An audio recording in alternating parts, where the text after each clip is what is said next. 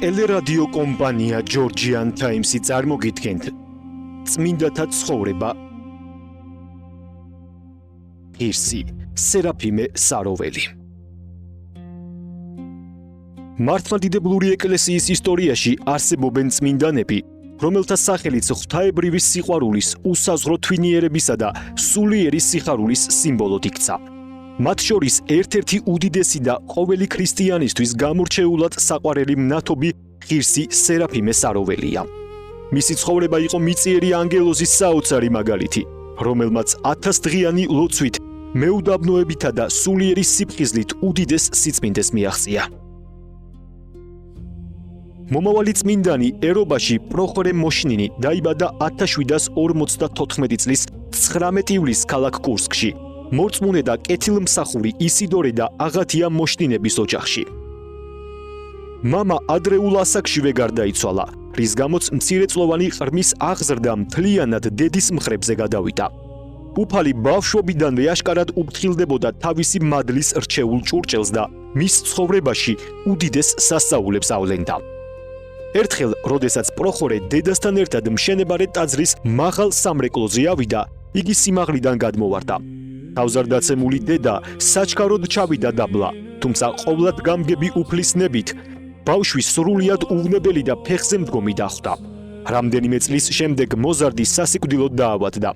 ექიმები იმედს კარგავდნენ, თუმცა პროხორემ ძილში ყოვლად წმინდა ღვთისმშობელი იხილა, რომელმაც მას განკურნება აღუთქვა. მალე მათ ქუჩაზე ჯვაროსნული პროცესიით კურსკის ღვთისმშობლის ხატი ჩაატარეს. თავსხმაწვე იმის გამო პროცესია მათ ეზოში შეიარა. მორწმუნე დედამ სნეული შვილი საჩქაროდ გარეთ გაიყვანა. ხატს შეახოდა ყმაწვილმაც იმავე დღიდან სწრაფად დაიწყო გამოჯანმრთელება. პროხორე ფენომენალური მეხსიერებით გამოირჩეოდა. მან ადვილად შეისწავლა წერა-კითხვა და მთელ თავისუფალ დროს წმინდა წერილისა და წმინდანთა ცხოვრების კითხვას უთმობდა.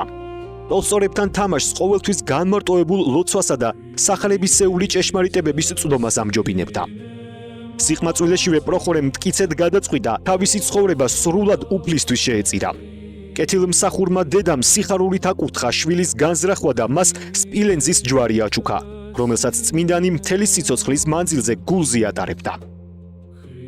ღვთისმოყვარე ჭაბუკი ფეხით გაემართა კიევ-პეჩორის ლავრაში, სადაც ცნობილმა სქემმონაზონმა დოსითეუსმა მისი სულიერი მისწრაფებები განჭვრიტა და უთხრა: "წადი შვილო, საროვის უდაბნოში, იქ არის შენი ადგილი." შინ დაბრუნებული პროხორე სამუდამოდ გამოემშვიდობა დედასა და ნათესავებს და 1778 წლის 20 ნოემბერს საროვის სავანეში ჩავიდა. მონასტერს მაშინ ბრძენი ბერი პახუმი ხელმძღვანელობდა, რომელმაც ახალგაზრდა მორჩილს მოძღვრად გამოცდილი ბერი იოსები მიუჩინა. ახალი მორჩილი უდიდესი გულმოდგინებით ასრულებდა ნებისმიერ მძიმე მორჩილებას, ჭრიდა შეშას, მუშაობდა მწყობელად და დურგლად. გამუდმებული ფიზიკური და სულიერი შრომით იგი თავს იცავდა მოწყინებისგან, რომელსაც შემდგომში მონაზნობისთვის ყველაზე საშიშ საცდურად მოიხსენიებდა. მალე მან ტყეში განმარტოებით ლოცვის კურთხებაც აიღო. სწორედ ამ პერიოდში ახალგაზრდა მორჩილი წყალმანკით მძიმედ დაავადდა. მას სხეული საშინლად გაუსივდა, თუმცა მან კატეგორიული უარი თქვა საერო ექიმების დახმარებაზე. მე სულისა და ხორცის ჭეშმარიტ მკურნალს, ჩვენს უფალს, იესო ქრისტესა და მის ყოვლად წმინდა დედას ვარ მინდობილი. როდესაც მისი მდგომარეობა უკიდურესად დამძიმდა, მას კვლავ გამოეცხადა ღვთისმშობელი პეტრე მოციქულისა და იოანე ღვთისმეტყველის თანხლებით. სეციურმა დედოფალმა კვერთხი შეახო სნეულის ფერდს, საიდანაც სხეულში დაგუბებულმა სითხემ ნელ-ნელა იწყო დენა და პროხორე სასწაულებრივად სრულად გამოჯანმრთელდა. საროვის სავანეში 8 წლიანი მორჩილების შემდეგ 1786 წელს იგი ბერად აღიკვეცა და სახელად სერაფიმე ეწოდა, რაც ებრაულად ცეცხლოვანს, მგზნებარეს ნიშნავს. ეს სახელი ზუსტად ასახავდა მის ღვთაებრივი სიყვარულით ანთებულ სულს. მალე იგი ბერ დიაკვნად, ხოლო 1793 წელს 39 წლის ასაკში მღვდელ მონაზვნად აკურთხეს. ტაძარში მსახურებისას უფალმა იგი არაერთხელ გახადა საოცარი საღვთო ხილვების ღირსი წირვის დროს.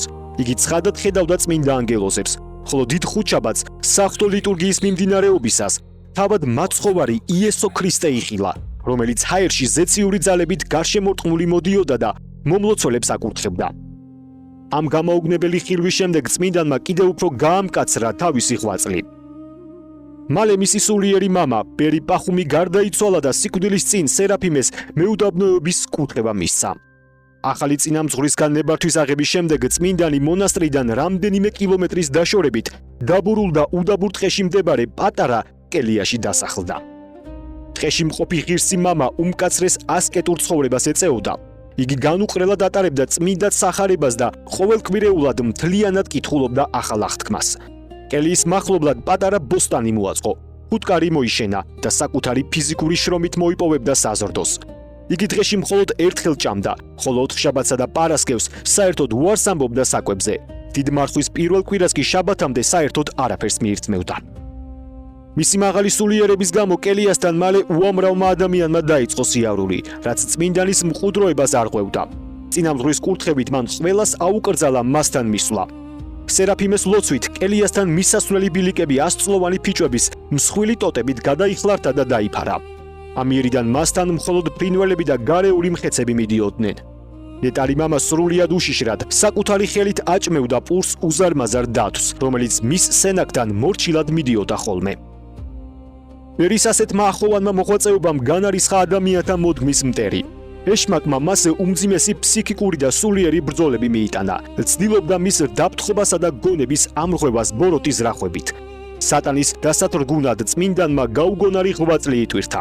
იგი ყოველღამით ტყეში მდებარე უზარმაზარ ქვაზე ადიოდა და ხელაპყრობით მუხლმოდრეკით ლოცულობდა. უფალო, შემიწყალე მეცოდვილი.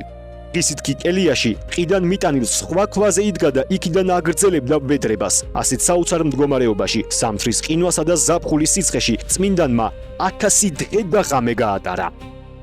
ერთხელ ტყეში შეშის ჭრის დროს წმინდას ბოროტ მოქმედები დაესხნენ თავს და ფული მოსთხოვეს. მიუხედავად იმისა, რომ სერაფიმეს ხელში ნაჯახი ეჭირა და ფიზიკურად საკმაოდ ძლიერი იყო, მას წინააღმდეგობა არ გაუწევია. ნაჯახი მიწაზე დადო და თქვა: "გააკეთეთ რაც გსურთ." ყაჩაღებმა იგი სასტიკად გვემეს. თავი გაუტეხეს და ნეკნები ჩაუმტვრიეს. თუმცა როდესაც კელიის გაჩხრეკისას მხოლოდ ღვთისმშობლის ხატი და რამდენიმე კარტოფილი იპოვეს, დარცხვენილნი გაიქცნენ. საშინელი ჭრილობებისგან სიკვდილის პირას მყოფი ბერი საავადმყოფოში გადაიყვანეს, სადაც მას კვლავ გამოეცხადა და ზეციური დედოფალი და განკურნა. ამ თავდასხმის შემდეგ წმინდანი მთელი ცხოვრება წელში ძლიერ მოხრილი დადიოდა და მხოლოდ კვერცხს ეყრდნობოდა.